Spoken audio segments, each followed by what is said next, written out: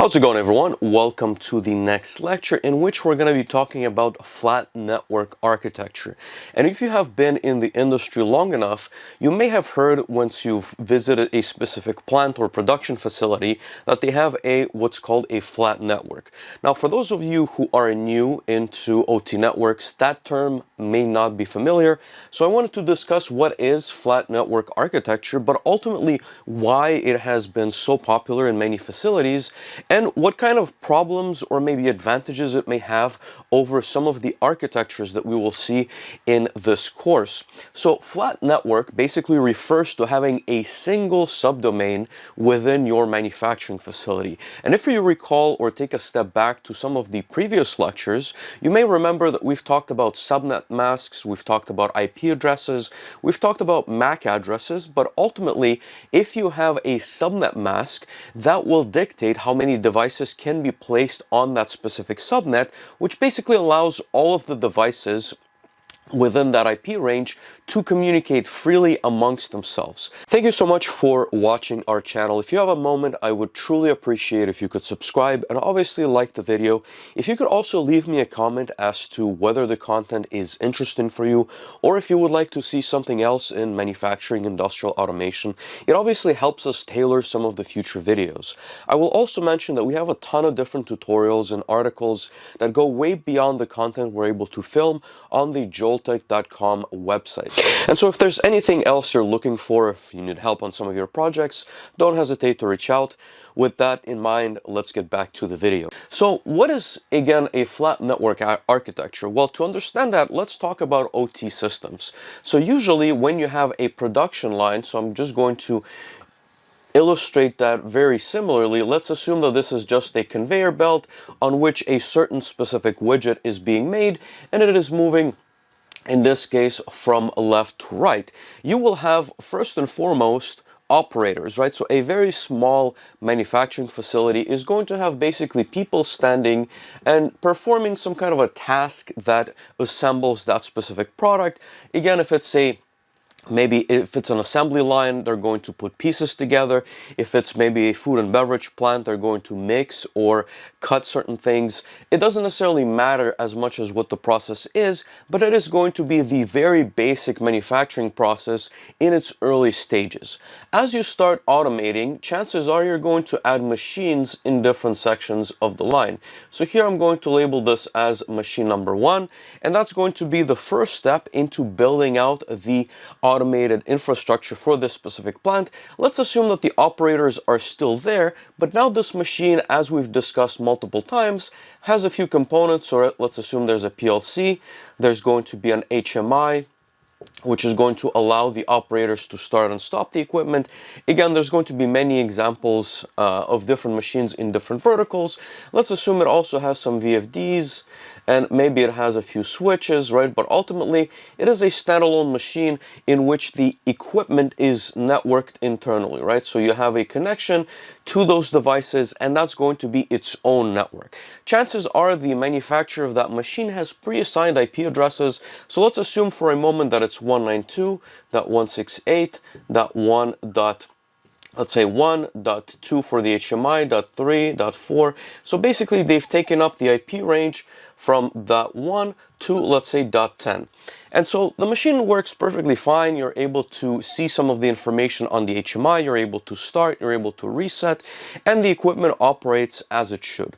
Now, let's assume that we've added a second machine, right? So this is going to be machine 2 with exactly the same components. Now, in order to facilitate some of the handshakes, right? So you're going to have a finished product at the end of this machine 1 cycle, you're going to have to pass it on to machine 2. There's going to be several options to get this done. So of course you can have a hardwired connection that will tell this machine 1 that the product is finished to the machine 2 that, hey, we're done making product on machine 1, you can now take over. Now, the other way of getting this done is, of course, by an Ethernet based protocol. And so now you need to have all your, so this is your PLC, your HMI, your VFDs. You want to be able to talk from this PLC to the machine 2 PLC. And in order to achieve that, once again, it needs to be placed on the same subdomain. And basically what tends to happen is the manufacturer of this machine 2 is simply going to add the devices, so 192.168.1. Let's say 20, all the way down to 29. So now you have an IP range that is occupied by two machines within the same subdomain. And so basically what that allows you to do is, again, so imagine that this is the HMI at that 2. So this HMI can also talk to this PLC, and this PLC can talk to the HMI of this machine. Why would you want to do this? Well, for example, if the operator is at this machine, maybe you want to indicate on the HMI of M1 that M2 is down, right? So we've illustrated that it's on the same conveyor belt, but maybe it's in a separate building, maybe it's behind a wall, or maybe it's a machine that's not easily visible by the operator, so you're passing some signals back and forth on those machines. So to make this a little bit clearer, I'm going to erase the IP assignments and a little bit of this machine 1. What you start to end up with is basically a range of IP addresses assigned to each individual machine. So in this case, as I've said, so it's 192.168.1.x is going to be our subdomain. And so here M1 is going to be assigned .1 to .10. And similarly, M2 is going to be assigned .20 to .29. And so as the manufacturer continues to add new equipment, they're going to obviously allocate the IP addresses that are going to be available on this subdomain. And remember that it's going to be .1 here. And again, it's probably bad practice to allocate that one. Usually it's reserved for the gateway, but we're going to overlook that in just a moment. 2.256.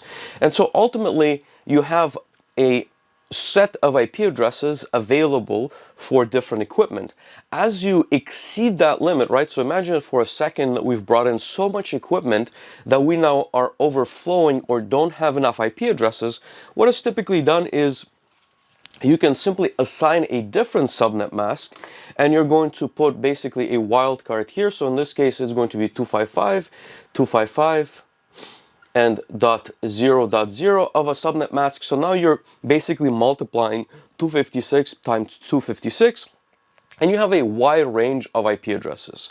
Now, the next thing I do want to discuss is, of course, the actual layout, right? So if you were to picture what the connections look like, I want to give you an example of the panel, right? Because ultimately you will be either building, commissioning, or perhaps reworking some of your panels. So let's talk about that for just a moment. So you have your PLC, and we're going to talk about the different PLCs in another lecture, but this PLC needs to connect physically to an HMI.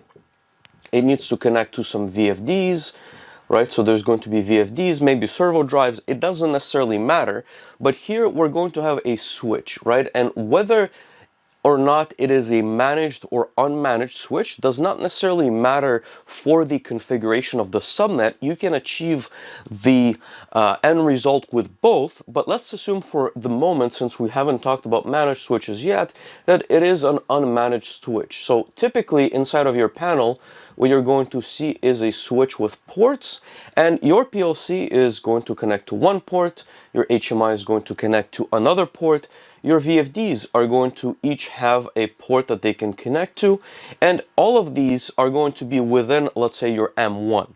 Your M2 similarly is going to have the same type of devices, so your PLC, your HMI, and I'm going to just draw this very roughly. So you're going to have VFDs, and I'm going to have similarly a switch that will come in with that specific machine. Again, switches come in different shapes and sizes and flavors, but ultimately we need to have enough connections for all the devices for the machines to operate. Once we now want to connect all of these machines or equipments on the same plant network, we can simply put a cable between the ports on the quote-unquote unmanaged switches for now.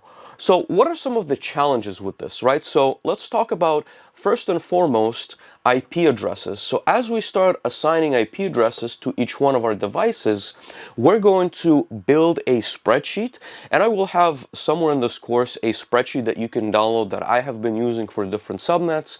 But ultimately, we need to keep track of all the IP addresses on our subnet. And there's going to be tools as well, so you can monitor what kind of IP addresses are talking on your specific network, but ultimately you want to make sure that there's going to be no conflicts of IP addresses between your devices. And that usually happens at the moment that we commission equipment. So the vendor number 2, once they bring in their machine, they have no idea what is on your current plant floor right now. So ultimately, they're going to assign IP addresses by default that they deem required to operate their equipment. So it's possible that this PLC is going to have 192.168.1.1, just like the same PLC that has been operating when machine 2 was commissioned. And this is going to cause problems, right? So if you have devices with same IP addresses on the same network, that's going to create an issue. So you, as the OT network engineer, will have to go in and make sure that all the IP addresses connected to this specific switch are going to be available on that plant subnet. So that is the number one problem of flat networks. It is something that you need to monitor yourself and make sure that you assign the right IP addresses. And of course, as you scale this, it becomes even more complicated. So it is possible for someone to come in, connect to this port, and now they've plugged in machine 3, for example. And once again, you need to perform the exact same check. Have all the IP addresses been correctly assigned? Are there any duplicate IP addresses? And of course, this becomes even more complicated as you have dual port devices. So for example, there's PLCs with 2 ports on the same exact subnet. So someone's going to come in and plug in machine 3 off this PLC, and you will have zero visibility onto that device. Now, the advantages, of course, of this architecture is that usually, again, this is going to be in smaller plants, plants that don't have IT departments. So the OT or the operational technology team is going to manage all of this infrastructure without having too much overhead into the plant architecture on their own. So the question very often becomes, is this an acceptable approach to OT networking? Is this something that we can leave in place? Well, the answer, of course, it depends, but ultimately it depends on, number one, your budget, number two, your goals as to what you're looking to do with this specific network.